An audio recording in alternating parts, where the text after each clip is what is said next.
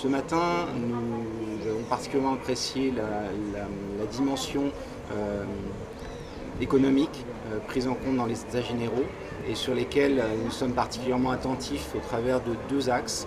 Un premier axe qui est celui de l'économie, parce que le projet Montagne d'Or, c'est un projet qui est un projet global sur le territoire, donc qui va s'accompagner de partenariats avec de nombreuses entreprises guyanaises. Deuxième point, la place des jeunes et l'atout que représente la jeunesse dans le développement territorial. Donc, comme vous le savez, pour nous, l'ambition est d'avoir au minimum 90% d'emploi local.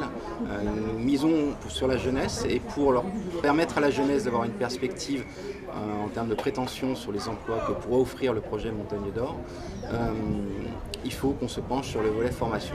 La sécurité de l'environnement et des personnes est la première priorité. Donc effectivement, c'est une attention toute particulière qu'on porte l'impact qu'on pourra avoir sur le milieu naturel et la santé et la sécurité à la fois de nos travailleurs et de la population.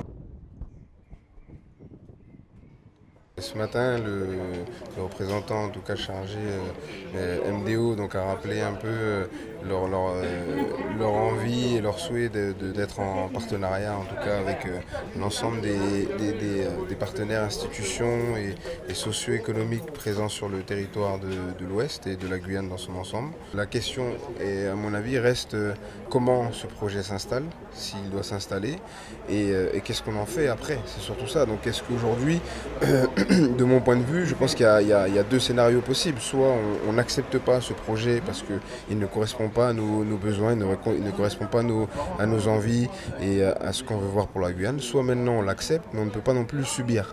Parce qu'il est, de mon point de vue, interdit et impossible et impensable de subir un tel projet, parce qu'il a quand même des répercussions.